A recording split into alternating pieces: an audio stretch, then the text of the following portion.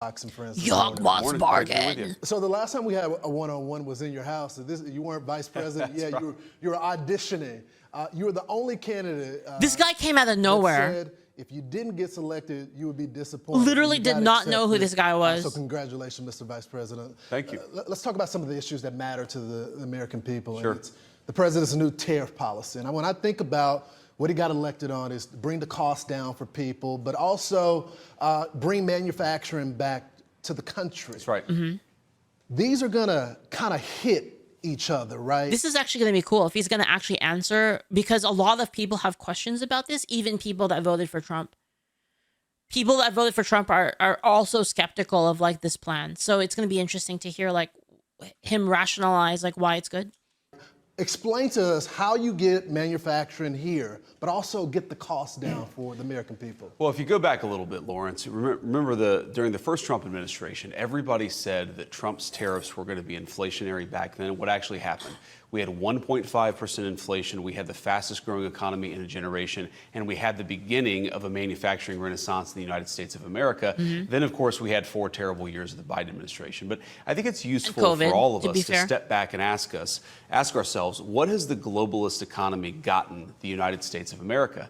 And the answer is fundamentally it's based on 2 principles: incurring a huge amount of debt to buy things that other countries make for us. And to make it a little bit more crystal clear, we borrow money from Chinese peasants to buy the things those Chinese peasants manufacture. Mm-hmm. That is not a recipe for economic prosperity. It's not a recipe for low prices, and it's not a recipe for good jobs in the United States of America. Wait. For 40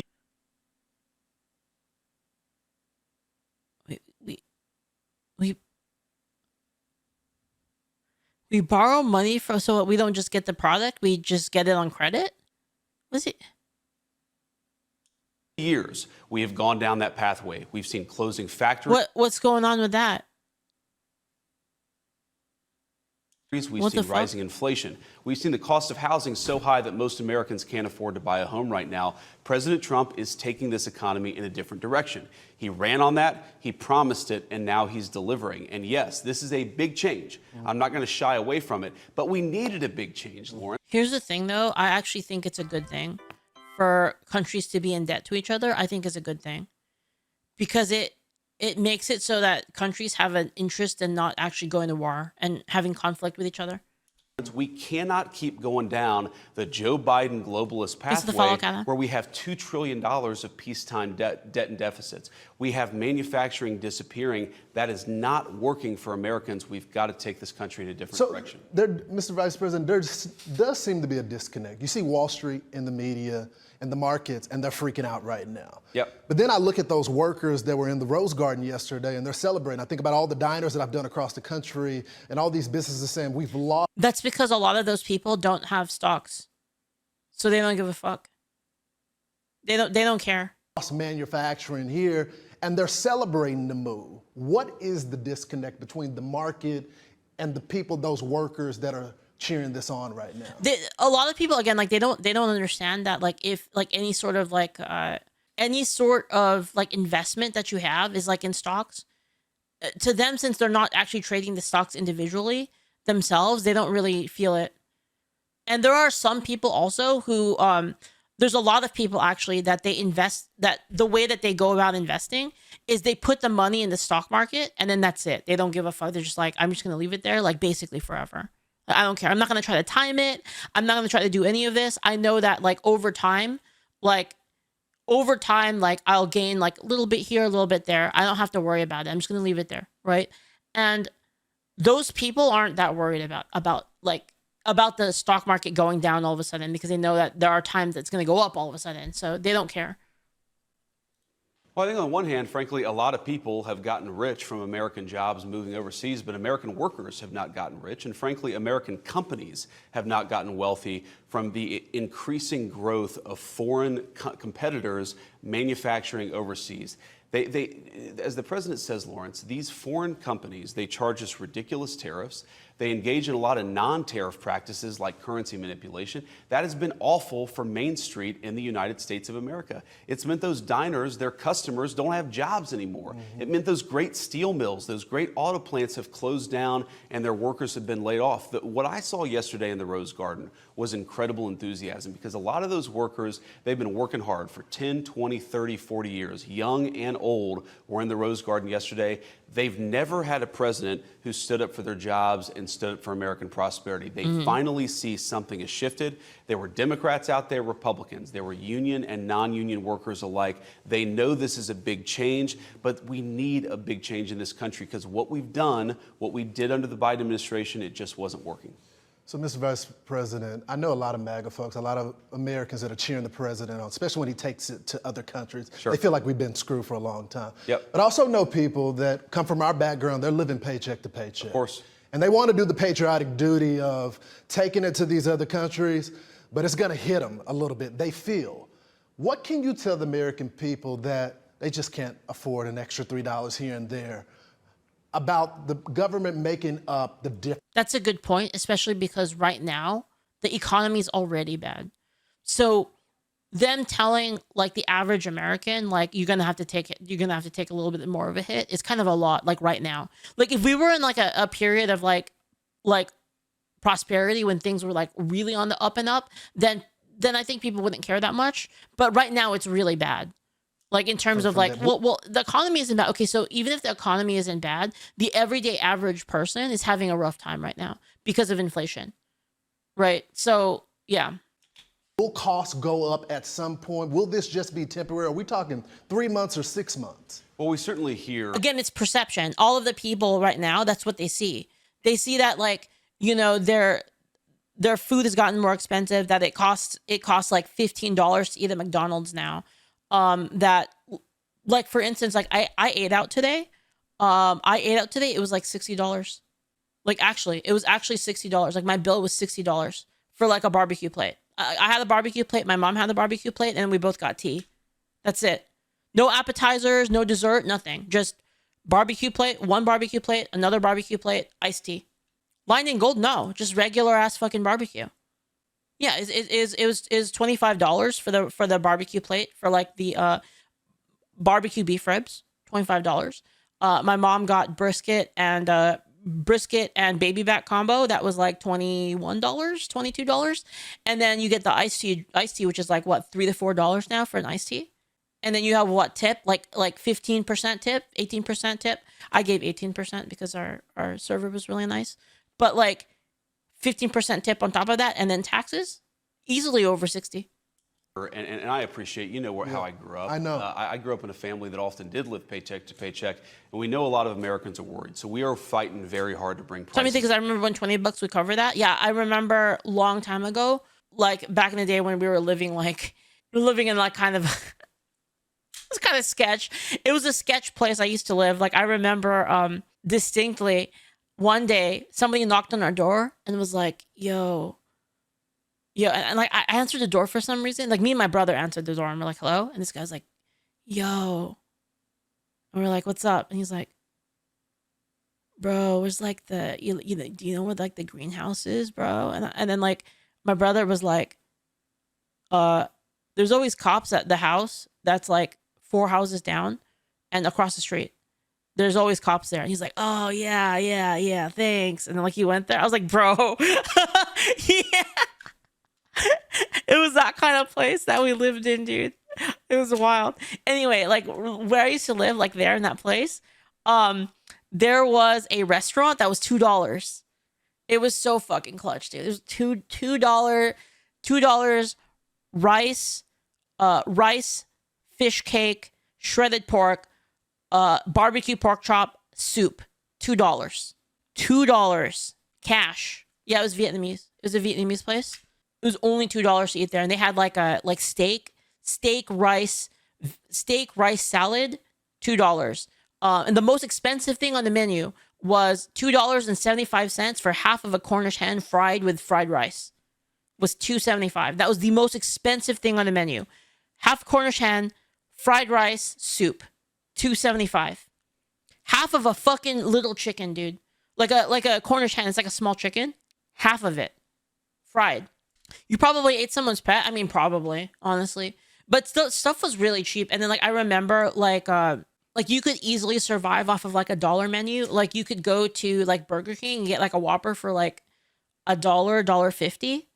You get like a Whopper, and then like you would just go there, or they had like the dollar menu at McDonald's, and you could get a McDouble for 99 cents. And you would fucking go there, and like I remember like sometimes what I would do is, because McDonald's burgers, they last so long. I don't know, it's kind of fucked up. Like they've got some shit in them that they keep good for like a long time. So I would go I would go to like McDonald's. I'd walk to McDonald's. I'd buy like fucking 10 of them. I'd just buy like $10 of like double burgers and just put them in the fridge. And then I would like play like Dota or something. And then I'm playing like Dota, Battlefield. And then I would just like, whenever I'm hungry, I just go to the fridge and just grab like fucking burger, you know? Yeah. It was crazy. And like I remember corned beef was like 89 cents a pound for like brisket, like brisket point cut corned beef. After St. Patrick's Day was like 89 cents a pound, and I would buy a ton of it. And I remember, oh man, the one I really remember was unagi was $4. Oh my god, I would go to the market, the frozen section of the Vietnamese market had unagi for $4 for like a whole one. Like I'm talking like a whole fucking unagi with like the barbecue sauce and everything like in it. And you would just like wrap it in foil and like cook it in the oven, and then you would just put it on top of, dude. Yeah, and like oxtails was cheap as fuck too. Short ribs was cheap as fuck. I remember you could get prime rib for like $4 a pound. Like back in the day, like when it was on sale. Like if you went on like because I always followed the sales. That's what I did, because we didn't have any money. So I would always like I would collect all of the sale papers, and I would be like, okay, like I'm gonna buy this, I'm gonna buy this, I'm gonna buy this, and like I would have a plan for like, okay, like for tomorrow we're gonna eat this, and then like, you know, this thing's on sale, we're gonna buy like a fuck ton of that, and then we're gonna freeze a bunch of it, and then we're gonna eat it. Yeah, it was crazy. Yeah. And like now everything's so expensive. So anyway, my point is, I know it was a long tangent, but my point is that people right now spend a lot for everyday things. Like the inflation has hit everybody. Like everyone can feel it. Everyone remembers. Like I remember when things were that cheap, and now they're not. Now it's like $15 to eat at McDonald's. If you want to get the thing that used to be the McDouble, which used to be 99 cents, now I believe it's $2.79, but you can buy a second one for $1. So it ends up being like around $4 for two, which is like double the price. That's double how much it used to be before. Yeah. You do hear the eggs are slightly going down. Eggs was a different thing. That was like a whole different like thing. They killed a bunch of chickens, and that made like the egg prices going up. Went up. It didn't really affect people like in the countryside. I realize now why I didn't get affected by it. It's because like I live kind of in the countryside, and like we just get eggs from fucking our neighbors and shit. Down. We're going to have the biggest deregulation in the history of this country. We're doing a lot of things. Too, Mega. We already have done a lot of things to lower the cost of energy. I used to freeze that shit too. You heard the president mention this yesterday. Eggs, when we came in, were at a 10-year high, and all of a sudden they've dropped 60% just in the 2 months of the Trump administration. What I'd ask folks to appreciate here is that we are not going to fix things overnight. Yeah. Joe Biden left us, this is not an exaggeration, Lawrence, with the largest peacetime debt and deficit in the history of the United States of America. It's pretty fucking bad. With sky-high interest rates. You don't fix that stuff overnight. Yeah, it's crazy because they were blaming Trump for the egg thing when it literally just happened. Like Trump got into office, and then the fucking egg thing, the egg thing like happened like the next day. It was like already occurring. He gets into office, and they're like, oh man, like, dude, Trump, look at the egg prices. They went up because of Trump. And he was literally in office for like not even 24 hours. And they were already blaming him for the fucking egg. We know people are struggling. We're fighting quickly as we can to fix what was left to us, but it's not going to happen immediately. It's like that guy that just It's like that teammate that's just fucking blaming you, like your ults. Like you don't even have your ult. Like dude, it's like your fucking mid laner coming to gank. Yo, bro, why didn't you ult? It's like, dude, you're like level 5. You don't even have the ult yet. they're like, bro, you didn't even ult. It's like, yeah, I'm level 5. What the fuck is wrong with you? It was like But we really literally do like believe that, if we dude. pursue the right deregulation, we pursue Well, it doesn't even make those sense why you'd be energy blaming. cost-reducing Like, shut up. policies. Yes, people are going to see it in their pocketbook. They're also going to benefit from the fact that foreign countries can't take advantage of us anymore. That means their jobs are going to be more secure. I don't think you can talk about this, the tariffs, and not talk about the tax cuts as well that we're expecting. Is this to offset some of the cuts that we plan on expecting? Will this be a permanent measure, or are we thinking when it comes to the scoring of this bill, we're going to be able to get cuts as a result of this? I wouldn't think of tax cuts as a way to offset the tariffs. Here's the way that I think about it is, again, for 40 years, we've had an economy that rewards people who ship American jobs overseas and raises taxes on American workers, and we're flipping that on its head. We're going to cut taxes for American workers and for American companies that build here. We're going to make it harder to ship American jobs overseas. It's a total shift in the way that we've done economic policy in the United States of America, but it was necessary. So, yeah, we're going to cut your taxes. You're going to have more money in your pocket, and that's, of course, going to help you deal with the cost of inflation, but that's not about offsetting the tariffs. They work together. We want to penalize people for shipping our jobs overseas. We want to reward hardworking Americans. It's all part of the same policy. I want to get to some other. The problem is, like, this is kind of this is a lot of people are worried about this because it is kind of a gamble.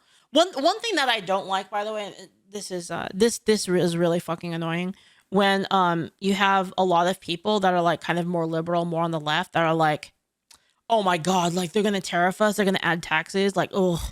I'm like, bro, shut the fuck up. You guys have been wanting taxes forever. You guys have been wanting tax increases forever. What the fuck are you talking about? One, but two, I also don't like the tax increases, right? But it's the reason why it's such a gamble is because they're basically telling you, like, listen, things are already hard. It's about to get a little bit harder, but then it'll get better later. And you're kind of like, and again, like, I really want to believe, like, I want to believe, and I want this to be real. I want this to be real. I want people to prosper. I'm a little skeptical. That's all I'm saying. I'm going to trust the plan, but I'm a little worried, you know? The news because there were some reports that came out that Elon Musk is leaving. Now, of course, the president had already said he was only going to be here for a temporary basis. Yeah. Tell us about that. Doge will continue after Elon Musk. Will he still be an advisor to you and the president? I know y'all have a great relationship. Tell us about it. Well, first of all, that report I saw was total fake news. Yeah. Elon came in and we said, we need you to make government more efficient. We need you to shrink the incredible, vast bureaucracy that thwarts the will. Sorry, the illusion of taxing the rich is the same illusion as gun control. Says Argentins. Yeah, the problem with that is that the rich, there's an acceptable amount of taxes that people will accept. There's like an upper limit to the acceptable amount of taxes that people are willing to like burn in. Once you go over that, people leave and they like pull all of their investments out and they invest in other things, basically. So you have to, like, even if your goal was to tax the rich, like say that was the goal. Yeah, fuck, I'm like, tax the rich. Like, you know, let's not even talk about the morality of it. Let's say that the idea is the reason is let's tax the rich so we can make more money. There is a fine line with that where if you go too far, you make less money because now the people who are producing stuff leave for like a place for greener pastures. They're like, okay, you know what? You've reached the point where it's not worth it for me here anymore. Even if I have to sell everything and start over in another country, I'll fucking do it because I don't want to deal with your bullshit anymore. There is of course, there's like a little bit of resistance and a little bit of give. But you go too much and they're going to snap and then go to the other side. And then now you lose all of their business. You lose all of the taxes. So in your greed of wanting more of their taxes, you actually get less taxes. And that's like the problem. Of the American people, but also costs way too much money. And we said that's going to take about 6 months. And that's what Elon signed up for. But of course, he's going to continue to be an advisor. And by the way, the work of Doge is not even close to done. California, being a good case of it. You look at all of the Look fraudulent at all the business grants that's that they leaving found. California. You look at Tesla left people California. who are 150 years old, who are fraudulently collecting Social Security payments. You see our Social Security system, 40% of the people who are calling in are actually committing. Like one thing to think about is, again, California is a great example of this. Who left California? Do you think that the people who left California are the people who are struggling? The people who left California first were the people who had the means to leave California. The people who had the money in the bank that enabled that basically was like, we have a way to like move all of our stuff out of California. We had like a job that allowed us to move out of California. And by the way, a lot of the jobs that like let you move out of California are like not really the lower paying jobs. Like if you work at McDonald's and you're like, I'm gonna go move, right? Like it's a lot harder to do that. You're gonna have to find another McDonald's that's like even willing to take you, right? It's not like they're connected because a lot of the McDonald's are franchised, right? They're like their own thing. So it's a lot harder to like to do. It's actually the worst, I think, for the people in between the I work a job where my job doesn't care and I can work at home, and then the people who have like the lowest skill level jobs. The lowest skill level jobs are a little bit easier because then you can move and then like kind of you can kind of go wherever because you know that level of labor there's like more of it. But if you're kind of in the middle, it's really, really hard because it's like you don't want to move and like lose everything and then have to start over and stuff like that. Fraud, that means the 60% who need their Social Security checks are waiting in line. Doge has got a lot of work to do. And yeah, that work's going to continue after Elon leaves, but fundamentally, Elon is going to remain a friend and an advisor of both me and the president, and he's done a lot of Why good did Elon things. leave? People don't Wait, he realize left? how vast and uncontrolled the bureaucracy was. We've started to chip away at it, but there's a lot of work to do. It's not going to happen all in 6 months. It's going to take a long and committed effort. Tell us about the news when it comes to TikTok. It looks like the president is going to announce maybe today some proposal. Maybe America owns 50% of TikTok. A private investor will own the other part. Is that going to happen today? So I don't want to get ahead of any presidential announcements here, but what I've said is we've been working very hard, me and the president, the entire team, to really accomplish two things. First of all, you want to make sure that the TikTok app in the United States is not spying on people. Right. It's good for national security. Dude, the reason all of this stuff is scary is because they don't have a second chance. This is like they need to stick this and they need to stick the landing, and actually, if they have to be like first off. Their theory has to be right, and they have to stick the landing. Otherwise, like no one's gonna trust them, and then they're gonna lose all of their trust and all of the goodwill and all like that people have like lost in like Democrats basically, and then they're gonna say like, oh well, they're just the same, and it's gonna be really bad. Yeah. We also want to give people access to this incredible platform. This is a which, huge as we gambit. know, that's where a lot of young people get their news. That's where a lot of young people found out about the policies. hoping it works, of the Trump honestly. I really do. administration. And we got to accomplish both of those things. I think that we're in a good place. We're going to keep on working at it, but I'll let the president make that announcement. If it doesn't come out before the deadline, because I know the president extended. It'll come out before the deadline. Will come out we had a couple days to continue working on it to finalize some things. And of course, we're going to let the president announce whatever we ultimately decide. Let's talk about some of the lawfare in this country because I think it's important. Of course. We're seeing judges block illegal immigrants that came into the country illegally. That was the first crime. And then the second crime, they victimized American citizens, murder, rapists, and all that. What's going to be done about this? We're seeing these one-off stories of, you know, this person was a great father, and then they're hanging around with MS-13. Yeah, so that's right. what's going to be done? The courts are blocking this right now, the executive branch. What are you guys going to do about it? Well, look, we're going to keep on appealing, and we're going to keep on fighting back here. First of all, we have to remember the most important thing was to stop the bleeding, to stop the influx of massive illegal immigration into the country. And in 2 months, the president has already done that. You have illegal border crossings down over 95% in pretty much every part of the American southern border. Then, yeah, we got to get the violent criminals out of here, and we've got to get illegal immigrants who came in during the Biden administration out of our country. That's what we're working on now. You're right. The courts, some radical left judges have stepped in and said you're not allowed to deport MS-13 gang members. That's The crazy thing is, I think like almost everybody is on board with this.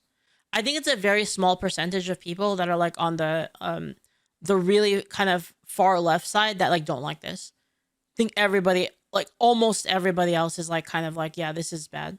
Crazy. We think the Supreme Court's going to overrule it, and That we're we going to should. keep on. Sorry, what I meant is like, yeah, is that we should do something about the illegal immigrants, and that we shouldn't allow people to illegally immigrate into the country.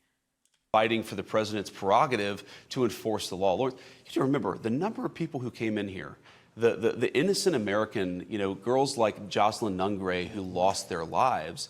Democrats never. Most leftists think it's good, sadly, yeah, but I don't really consider leftists to be even like. I don't consider leftists to be like the majority of like people that are kind of. I think that's like the upper percentage of like liberal people. There's a lot of like kind of people that are, in the kind of slightly to the left, like almost like from like 50%, like if 50% were like absolute independent, I think the people all the way to like 35%, basically, like they all the way to like maybe 30. I go so far as to say like 30. That people up to like 30% basically don't agree with illegal immigration. They think it's bad. Wept for them. Democrats never issued a congressional resolution of condemnation for their murder. Democrats didn't do anything to make it harder for violent thugs. This is like to a come into really our winning country issue for and Trump. prey on innocent young women. What they're getting fired up about, what they're most angry about, is not that Jocelyn Nungray was murdered, but the beef in this says only 21% of Democrats approve of what they're doing now. Yeah, from CNN. Yeah, and if it's from CNN, you could probably assume that it's true. that the person who murdered her is getting shipped back home where they belong, not in the United States of America. I think it shows a disgraceful set of priorities from congressional Democrats. We're not going to let that stand in our way. We're going to keep on doing the American people's work. Mr. Vice President, can I get you to put your lawyer hat on for a Yeah. second? Because they're pointing to one of these cases of a gentleman that they said should not have been deported from Sure. El Salvador. They said he was not connected to MS-13. What would you tell them about that case? Because they're saying that this is a person that was a great member of society.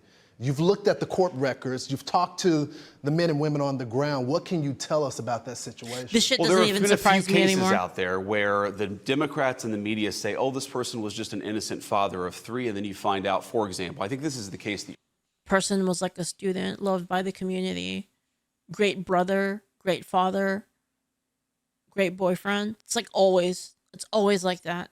you're talking about. Back in 2019, an immigration judge looked at all the evidence, looked at all the data, and concluded that this allegedly innocent person that we sent to El Salvador was actually a member of an MS-13 gang. He had also committed some traffic violations. He had not shown up for some court dates. This is not exactly Father of the Year here. This is a person that we don't think should be in our country. Here's the most important point, though, Lawrence, is whatever the argument is, whatever the justification is, no one doubts, not even the crazy left. First off, if you're already here illegally, I don't really care what you do.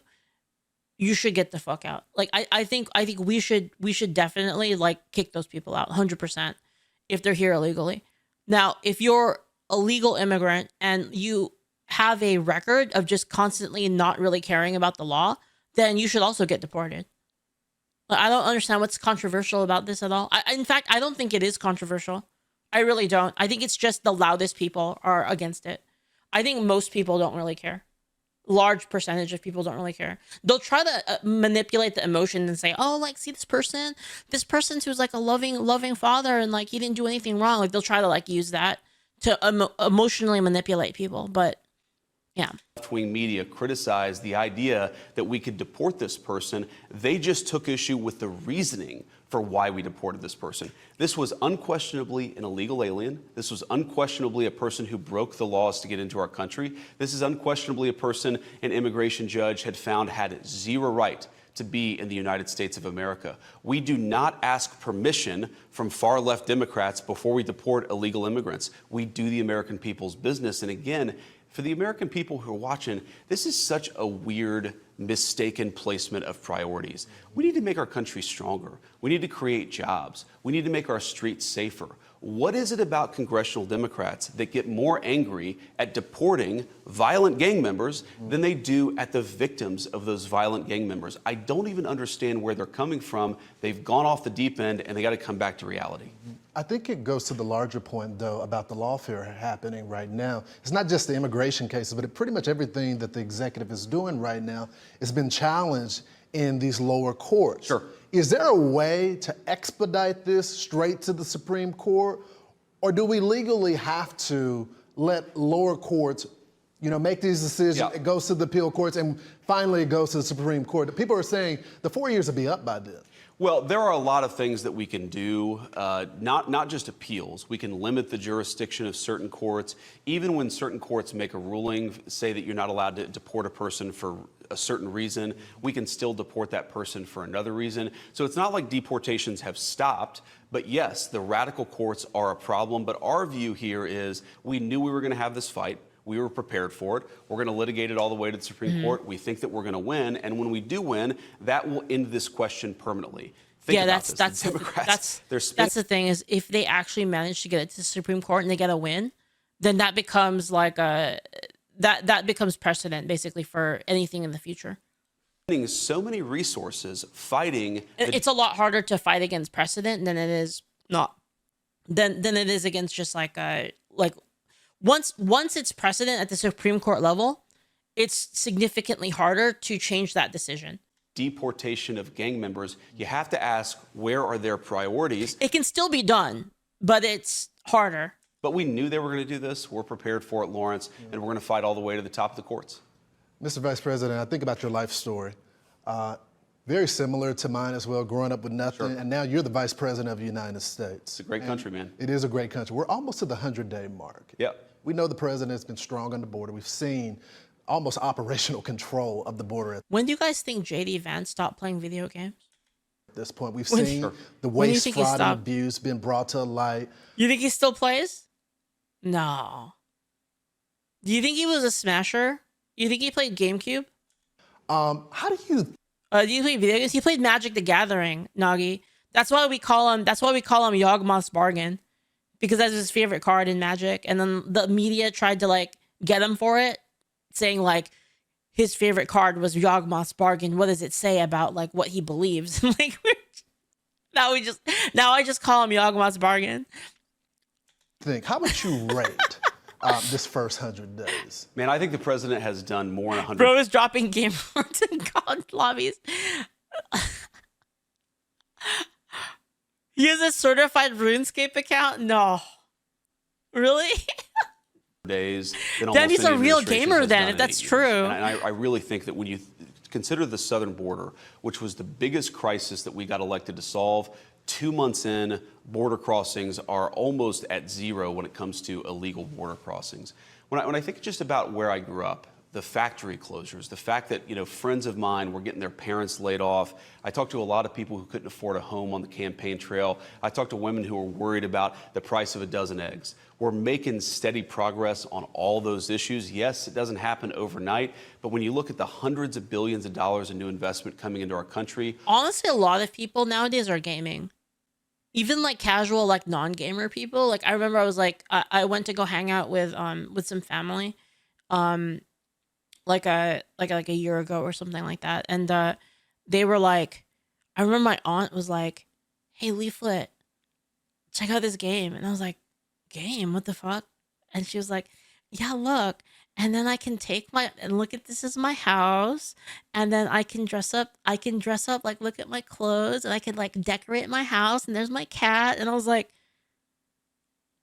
she was playing like one of those fucking house like maker games where like you have like a virtual house.